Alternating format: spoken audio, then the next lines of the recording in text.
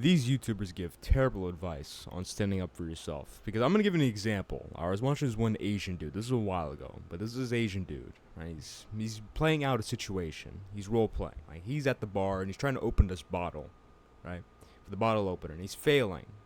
I don't know if it's exactly a bottle opener. I'm not sure which example specifically it was, but I'm just making up what it is. I don't remember exactly, but I remember the gist of it, right? He's trying to open his bottle, and then in the hypothetical, someone comes up to him. He's like, huh, something like this, huh? You can't open that with the bottle opener? He kind of makes fun of him, right? A little quip. Then the Asian guy responds. This is the advice he's giving. This is what you're supposed to do. You expect a baby to know math? So bad. So bad. Like, he deserves to get the bottle broken over his head for that. That's such a terrible quip. I mean, you just sound like a geek. Alright, so these YouTubers, and there's some good advice. I'm not saying don't watch any of these type of videos. There are some videos that are actually good on the subject, but no one really talks about what I'm going to talk about in this video. You need to treat the root cause, because really being started on, being made fun of, being in a position to where you have to protect yourself, defend yourself, is really a symptom most of the time. It's a symptom of a problem. Okay? So you have to be preemptive. Okay, we need to treat the root cause here. And this really begins with you being presentable. This is get the job done 99% of the time. Because the way it works is, and there's 3 different situations we get started on. There's online, there's at school, and then there's in the outside world. And I'm using school here because I'm sure a lot of people watching this video are going to be in school. So, online, everything I'm about to say works, but to a lesser extent. Because remember, we're behind screens. Alright, if you're on Discord, all they have is your name and your profile picture. And even if that's good, they're behind a screen. It's not like you could punch them. Because remember, one of the core tenets of respect, and if you respect someone, you're not going to startle them unless you're testing them, which I'm going to go over later. But in the general sense, okay, you're only going to get started on if someone doesn't respect you. And the core of respect is thinking, well, this guy can probably beat me up or give up a good fight if, it got to that. That's how humans think, okay? So online, that's completely gone. So even if people wouldn't start on you in real life, they'll start on you in online. That's how it is. So everything I'm about to say applies online, but to a lesser extent. Then in school, think of school like an amplification of respect, being respected, and being started on. Alright? Then in person, that's like the default. Alright? And you get started on when people are looking for people to bully. Alright? Now, this is the analogy I use for this. Imagine someone just wanted to put on some boxing gloves and wanted to punch some stuff. To either train or you want to take out some anger. Right? There's 3 different things this guy can train with. Either a tree, which represents a strong, presentable person. A floor mat. You know those floor mats that they use for like sparring and stuff. Right? It's kind of hard, but it's not really that hard. That's like a normie. Then you have punching bags, which are losers, essentially. Which one is he going to pick? If he had the punch and just take out some anger, what would he do? He would pick the punching bag almost every single time. So if you are not presentable, if you look like a geek, let's just be honest here. If you're someone who people look at and like, oh, that guy's a loser, then you're the punching bag. So if someone's going to start on someone, it's going to be you because you're the easy target. That's what we have to prevent. This is why I say it's a symptom. If you're a loser, let's be honest here. I used to be a loser, so fine to admit it. Because the first step in not being a loser anymore is admitting that you were or are a loser right now. Alright? But if you're in that situation, you're the punching bag. So if someone's going to start on someone, it's going to be you. Being honest here. And this happens more in school, because in school there's more people looking for trouble, I guess. Put it like that.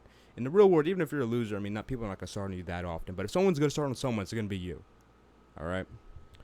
So, this is really just about following the core tenets of improving yourself. Okay? As the Bible outlines, men are supposed to be strong, capable, masculine. Alright? This comes from working out. You should be working out. If you look like you work out, people are going to respect you more. Remember, this respect is what's going to help prevent you from getting started on. Alright? So work out. Dress nicely. If you're dressing like a little geek, if you're dressing like a little cartoon t-shirt with some short gay shorts and some gay shoes, some Skechers, people aren't going to respect you. Body language. I mean, if you look like a girl, if you look like a vagina, and that's your body language, you're squeezing your legs together. I mean, first of all the men look at you when you're squeezing your legs together. It's like, bro, this dude must have no balls, literally and figuratively. If you have no balls, then how can you have balls figuratively? It's a very simple equation, isn't it? You know, you got your legs all pinched together like some woman. Spread out your legs. You got big balls. I mean, at least I got big balls. I can't pinch my legs. I hate those man spreading. Anyways, getting off topic. No, present yourself like a man. Take up space. Even if you piss some people off, take up space. When you speak authoritatively. Don't speak like, oh, well, you know, I don't want to offend anyone. Hey, guys, you know, this is how you stand up for yourself. Shut up, loser. Secatil. Speak authoritatively. Use your chest. Because if you're speaking like this, oh, hey, guys, then they're going to start on you because you're an easy target. It's very simple, actually. It's very, very simple to not be the person that gets started on. It just takes a bit of time. You just have to try. Alright? Diet, lifestyle, everything. It's a whole encompassing thing. Once you improve these, you're not going to need all these, you know, nerdy little quip things like, do you expect a baby to know math? Like, stuff like that. Gosh, it's so bad. Anyways, this will get the job 99% of the way done. And I made a video about being respected, so I guess you could watch that one. Because the inverse, you don't want to be a normie. Okay, no one wants to be a normie. The inverse of being someone that's started on and picked on is being respected. I made a video about getting respected. This is a different angle on it. But you can look at it like, in order to stop getting picked on, I should become the type of person that gets respected. And this will get the job done 99.9% of the time in normie environments. Now here's the exception. Now this is completely different because in normie environments, if you get started on, almost every single time it's just out of disrespect because they don't really care about you. It's like, this guy's a loser. I mean, I'm going to start on him. I feel like picking on someone, I'm going to pick on this guy because he's an easy target, right? In, let's say, quote-unquote, high-value environments with successful people, if they start on you, more often than not, it's actually going to be a test.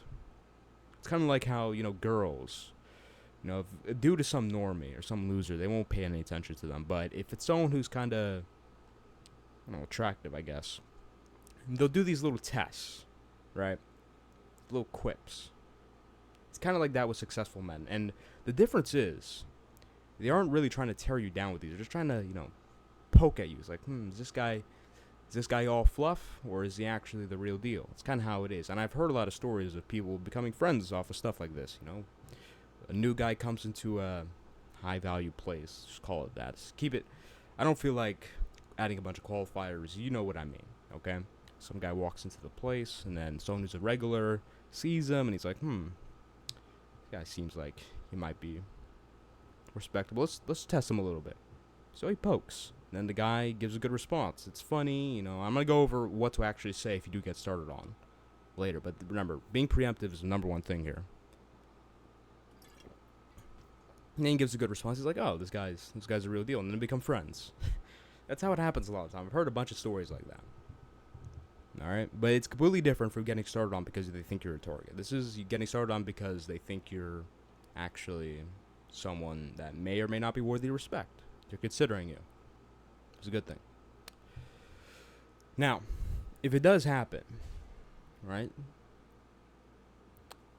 This is where self-image comes into play.